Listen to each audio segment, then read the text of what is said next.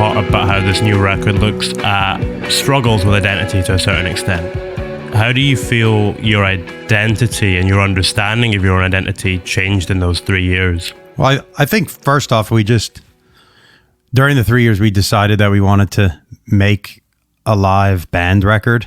Our identity on the first record was, well, I don't know. We were searching for it. We hadn't really found it even through the process. You know, we hadn't had a drummer on the first record. And when Sterling joined after the making of the first record, and, you know, we had played, I don't know, 100-something shows on the first campaign, it felt like the identity of the band shifted into a real band at that time. You know, you have a drummer, and then all of a sudden it feels like a group of people.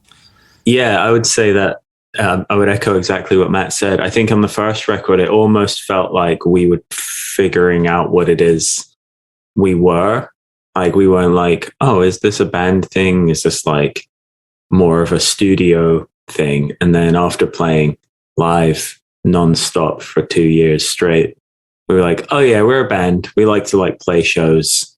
Next album should probably reflect that. How did you go about reflecting that in the recording process of it then? How did the idea of making it a band record influence that? I think it influenced it a lot, especially the phase of figuring out the songs. Just having Sterling around, just having a drummer around makes it a lot easier to figure out what it should sound like.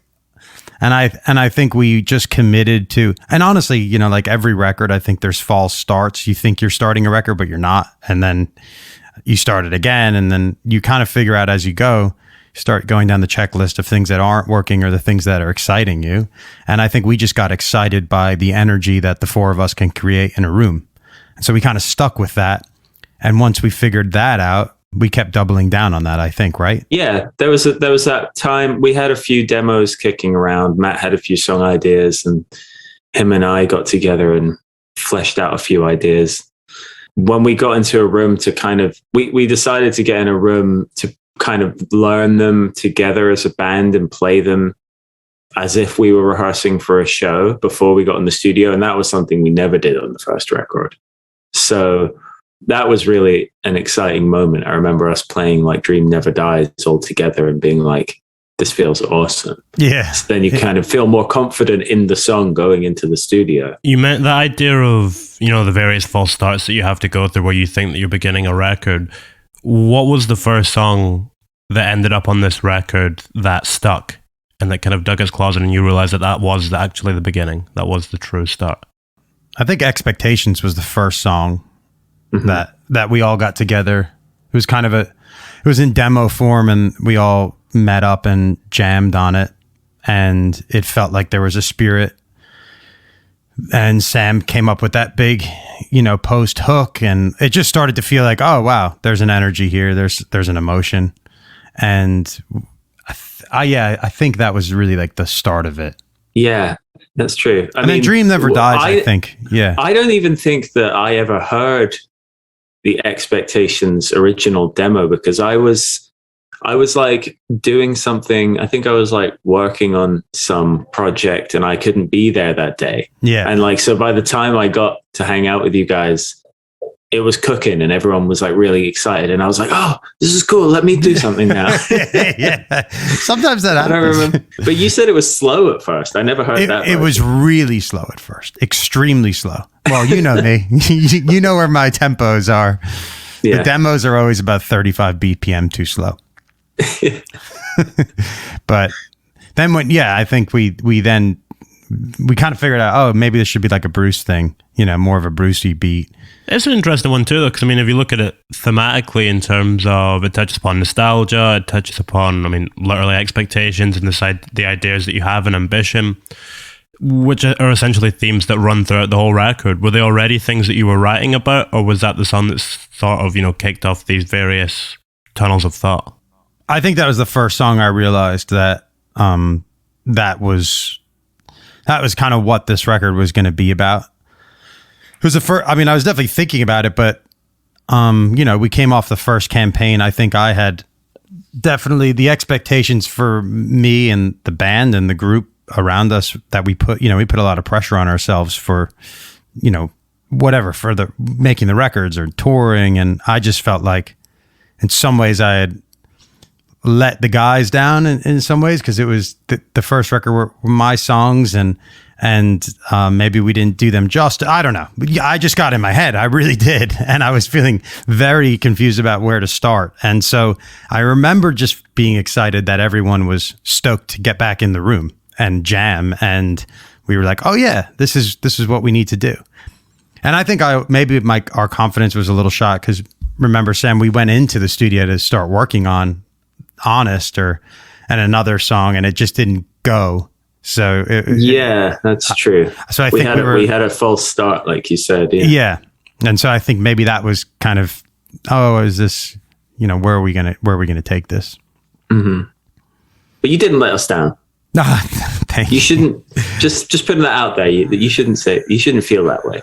No, I didn't. Yeah, no, I know I didn't. I know I didn't now, because now it's like a real, it's a real team. Did you learn anything from that initial experience where it didn't quite click, that then carried into the making of the rest of the record? What do you think, Sam? I mean, you always learn something when you get in the studio. Yeah. Yeah, I don't know that I felt the same way that you did, that like it not confident in it. I just felt like we basically went in with a friend of ours. We had an idea to have him produce a song for us. And in hindsight, it was kind of an insane idea, because he's an amazing producer in his own right, but he doesn't produce like other people. He does his own stuff. So we went in with him, and it was kind of like, well, this isn't really working, but it's nobody's fault, So I didn't really think like, oh, we failed or this was a false start. I just thought, well, that was just like a wacky idea that didn't really work out. When we actually went in with Eve, who is, the guy who produced pretty much most of the album with us, I felt really confident, actually, because after we had the kind of no-go session, we went into a rehearsal room. We had a bunch of new songs. We were practicing. I felt like more like, oh yeah, we're kind of just a band who are ready to make a record. So when we went in there, when we did that one song that didn't really work out, that was kind of like the only song kicking around. It's so true. And then like I said this a few times, but like after we got off the road in 2018, I mean, I remember being like, oh wow, we're not touring again we got to make a record. So I started freaking out. I definitely had the freak out moment. Like the first record, you definitely do have 10 years to make the first record, and you definitely have a year to make the second record. Didn't work out that way for us, but it felt like that for a bit. Yeah. It's interesting because you open this, I mean, you have the little intro that kind of eases us into it, but you essentially open this album with Carried Away. Yeah. But the first single you released was Dream Never Dies. How would you compare those two songs as introductions to this record, and introductions to the world and the sound of it, and what you're looking at with it? Carried Away was very close to not being the opener. There was kind of like a debate on what was going to open the album, and Matt and I were like, kind of, it has to be Carried Away. It has to be Carried Away. And then there was a moment when we were like, this is really terrible as an opener. Why would we open our album with this? Yep. And then we were like, okay, but we've already kind of just committed to the rest of the track listing. So then we made this kind of like ambient intro as kind of like you need to ease into this. We can't just like kick it off with this in your face moment. I don't know. We were just sort of like, it didn't feel like us.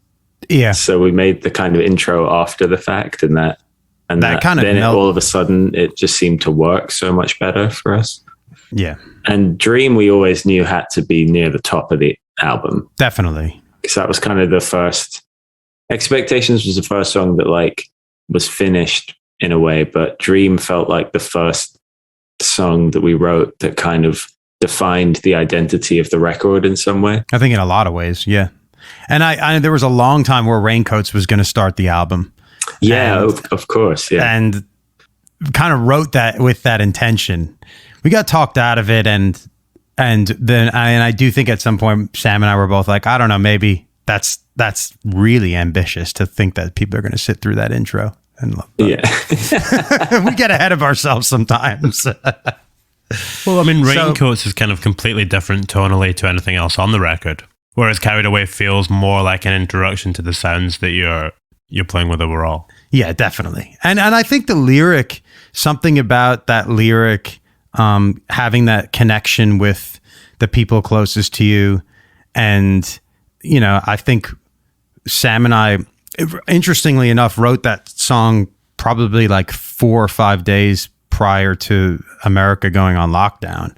And I think we didn't know that what was around the corner, but looking at the lyrics and realizing that we were exploring the idea of making real connections. It felt like instead of these, digital connections through our phones. And I think that was kind of a coming together point for Sam and I too. And for the rest of the band, it felt like a cohesion of, the group entering this new identity. And so I think in the end, once we got the intro, it felt like we felt really confident in that as the opener.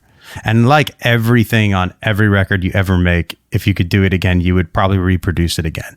Like we just always, that's how we are. It's just like, we're never happy, but. It was really interesting what you were saying. I think it was a few questions back we spoke about it, where once you added the intro onto the record, it kind of made it all make sense, and Carried Away then functioned as the kind of introduction to it once you move past that. Were there any other moments during the process when you changed a small thing, or you added something slightly, or just altered it, where it suddenly allowed it to make sense in a way that felt a lot more conducive to the record as a whole? Well, yeah, I think Dream Never Dies was a really interesting one, because we had a demo that was slightly more in your face, slightly more like, I guess, the way Kevin Parker would approach that kind of song.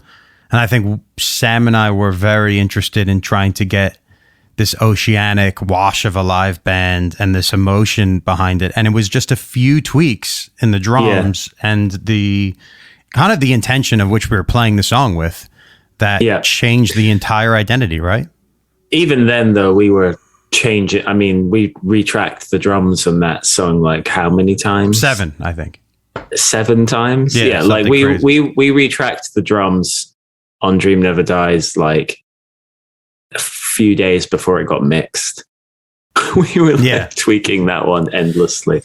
When you say it was a 2-year process, making the album, I mean, how does it actually manifest itself? Is that, how many days a week are you in the studio? What does that look like, that 2-year process, in terms of working on it and creating this thing? I mean, it's so weird when you're working with a producer, you're kind of beholden to their schedule, which I think we've learned that now. But we worked on it when it's like, blocks of time, some 6 weeks at a time. And then we'd go away and reapproach it.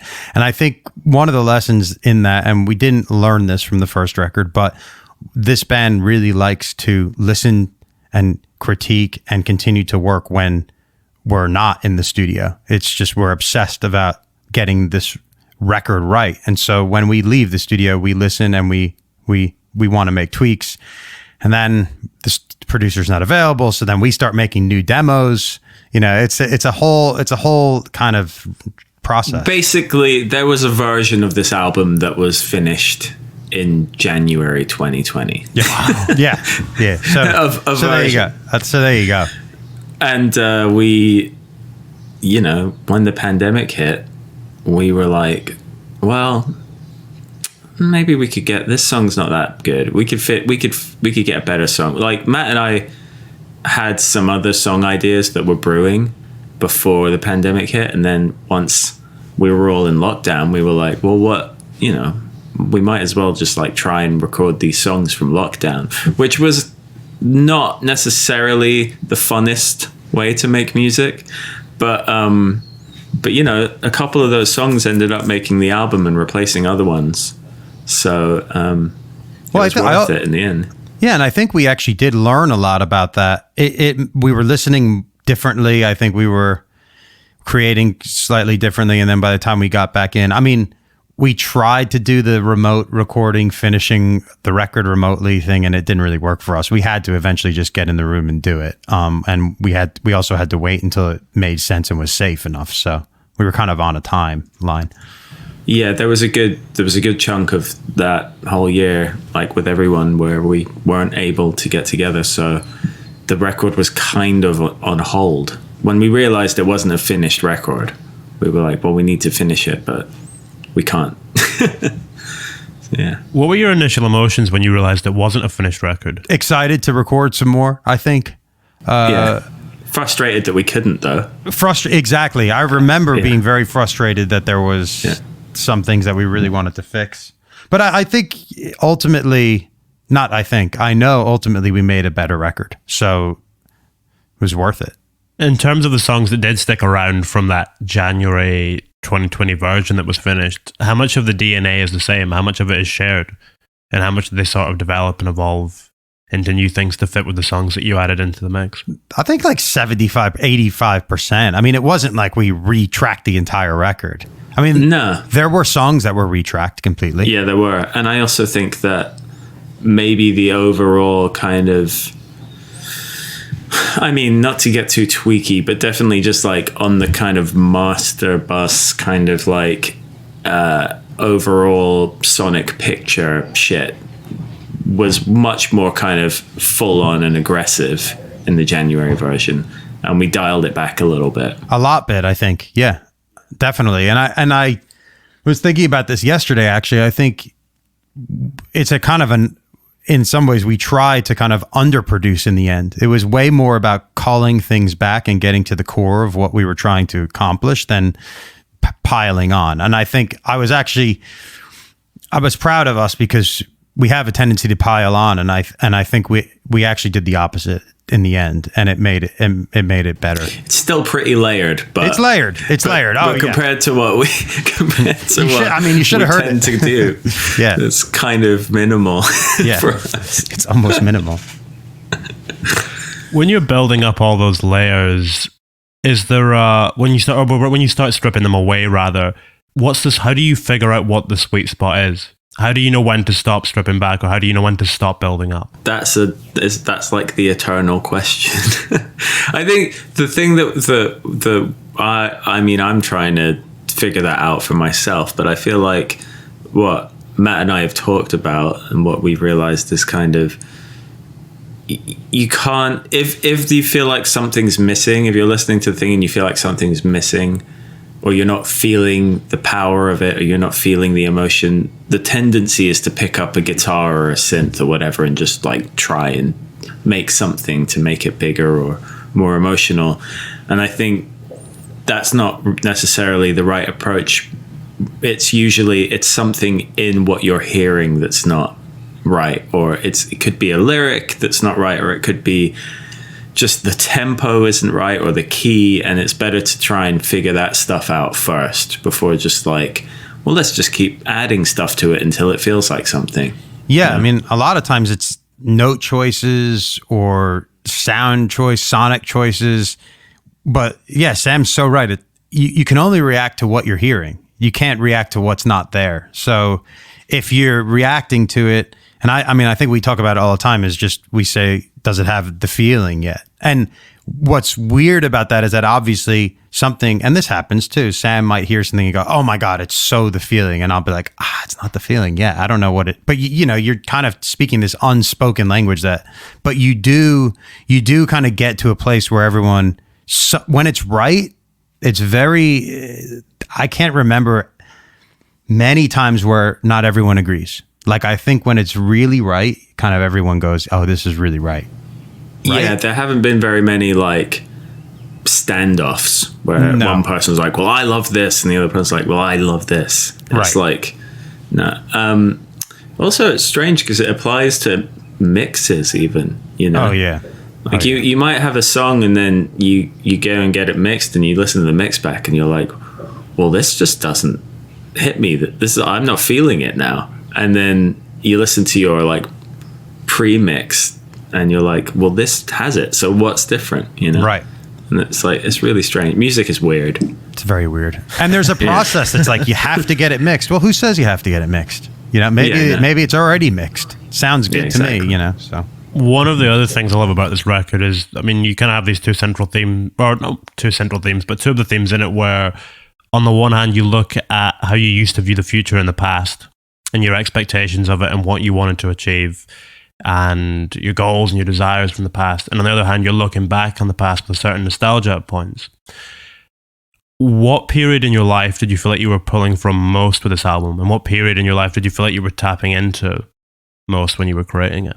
I mean, it's adolescence, really, isn't it? Yeah, it is. And it's the realization that I'm in my 30s now. And, you know, you think about things a lot differently when you're in your 30s. And so you look back and you yearn for, your adolescence. And so there is a lot of moments of that on this record. I mean, I say when I was 16, those are the coming of age moments in everyone's life, I think. Or you think that's the coming of age, but really when you're in your 30s, you start really understanding and you start asking yourself the bigger questions, I think. And then when you're in your 40s, you look back again and you think, I didn't know what I was doing. I can't wait for my 40s. Yes. I've got a good feeling about my 40s. I think you're going to be a silver fox. Yeah, I can't wait. I'm so pumped.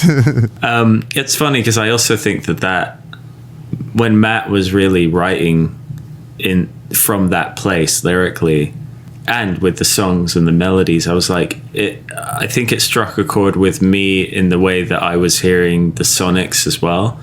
I think that's why we were pulling from a lot of kind of 90s music, because it was making us feel like that's what we wanted. That's the place where you're writing from, was literally like the late 90s, early 2000s. 100%. And then it's like, oh, well, we start referencing things like the Verve and like, I don't know. It was just, it all kind of makes sense to me now, looking back on it. It's interesting, right? Because you don't think about that making sense. You don't think about why you're listening to those things. And then, now it does make sense. I mean, I guess one of the things with that too is that there is this idea that you always kind of look back to the music of your adolescence and you never get past that because you have that attachment to it as a result of it being you discovering it for the first time, and kind of those emotions are so wrapped up within the music itself, it kind of distorts your impression of it. So annoying. Oh, totally. I struggle with that. I mean, Matt, you're good at Matt's across every new artist ever, and like listens to everything and like is really into loads of stuff, and he'll always send me stuff and I'll be like, I don't know that I can like anything new now. I think I'm already so set in my ways. I'm just like, okay. You've gotten so much better about it. And yeah, I have. In all honesty. But it's also like, it's interesting to me. And when I first met Sam, I would poo-poo anything and everything. And now I think I've just opened up to just being open to a lot more music. I mean, I used to be like that. And then I think when the band started in my head, I was like, this is everything. I can't let anything in. This has to be the most pure, you're in a band now. It's got to be super pure and you can't listen to anything outside the records that you grew up with. And then I changed my tone on that again. I mean, I used to, before the band, I was listening to everything, and now I'm doing that again. Fulfilled. What was it that prompted you to change your mind and move away from that philosophy of kind of blocking everything out? The confidence that I don't need to sound like what's going on in the landscape in order to be comfortable that we're making records. That there is something to learn from all of that, and there's some amazing things, but just because we like, whoever it is doesn't mean that our records need to sound like that in order to fit in. And I think the bands and the artists that we look up to do that. They're just on their own path, and it's super, you get to a point where I think the confidence just goes, no, this is what we do, and this is what we like to do, and this is how we write. But I love Little Sims, or I love, whoever it is. Mm-hmm. That's okay. You can love that stuff and not want to make that kind of record. I guess the thing too is that you can't really decide who you take influence from. Like, you just start creating and it works its way in there organically. You don't have any control over it. That's actually a really good point, because whatever it is, it's going to seep in no matter what. And you can say all day long, well, we really want this record. It's going to sound like Mezzanine by Massive Attack, meets fucking blonde on blonde, but like you'll end up with something completely different than that. I mean, look, like when we first, Sam and I do have this. It's really interesting. We love getting obsessed with one record at a time sometimes, and some tracks we really agree on, some tracks we don't. And I remember the beginning of making this record, Sam texted me and said, I just listened to Achtung Baby and I think it's actually really good. And I never, ever in my life thought I would hear that from Sam, because he knew that I liked Achtung Baby, but I wasn't going to continue. I wasn't going to continue to try to convince my band members that U2 was actually a good band. I was just going to let it be at like, U2 is U2 and I like U2, but I won't talk about it in front of my band. And we got it. But it's like, yeah, we wanted to try to make our Achtung Baby. We didn't do that, but it gave us something that inspired some kind of... It lit a fire. It lit a fire. It lit a fire. And it's fun when something lights a fire and when you kind of let it happen. And, we're not going to make that record. Achtung Baby opens with Zoo Station, doesn't it? It does, It does. Yeah, one of the best albums. Come on. Great opener. Well, that was the reason we wanted I wanted Raincoats first, right? Yeah, that was definitely a wild moment for me, being like, I think I like you too. I never thought Production-wise on that one, like the whole industrial soundscape that they were doing with. Yeah, Lenoir, it's awesome. And Flood, right? And Flood, yeah. Flood. Yeah. It's really cool. I might listen to it after this. Yeah, honestly, I'm pumped. I'm going to go listen to it on the way to rehearsal. I mean, similar to what we were saying about walling yourself off from music when you first started the band, is there a danger to that when you are recording an album? Like, can it seep in if you're listening to something very close to when you're going in to record, or is that all kind of a fallacy and a myth? No, I actually do think that can get you in trouble. I know for me, if I hear something that I think sounds awesome for 10 minutes, I have a tendency to go, hey guys, I listened to this 1975 drum track and it sounds awesome. And then all of a sudden I want our drums to sound like the 1975, but only for 10 minutes. And then I'm like, oh, what are you doing? We don't need that. Get the heck, that's a bad idea. But so I think that there is a moment where it seeps in on my end, but Sam is very, very good at not letting that happen, I will say. But sometimes I'll get stuck on an idea that doesn't necessarily serve the song, That's true. So if I'm like, well, no, this isn't, we set these rules and we said it was only going to be like this, so we can't do that. And then it's like, but the song really wants to be that, it's really hard to find that line. Yeah, that's where break your own rules. Yeah, that's where exactly. A producer can be. Because I think there's probably something to be said for having really strict parameters, and I think some really amazing records have been made that way, and it's something I've always been keen to try, but it just never works out that way because it's just too difficult, honestly. It really is. It really. Yeah. We mentioned the first, I guess it's not an interlude, but we mentioned intro earlier on. And you also have Deficient of Wonder on the album, which is the sole interlude, the only other interlude, I believe. What role did that play in this album? Why bring in another kind of instrumental interlude there? I was just saying, Matt was reading this book that he kept telling me about, and it's called Fantasyland, which I've read last year, but it's really interesting. It's kind of like, not to get, I don't want to sound really boring now, but so it's okay. This has been like, me like every day. It's just about like, it's called How America Went Haywire, but it's more about the origins of the almost like conspiracy theories, really, and false truths. False truths and myths that basically are what made American society the way it is now, and everything that led up to it. And it was just, Matt wrote like a weird little poem based on it, basically, and didn't know what to do with it.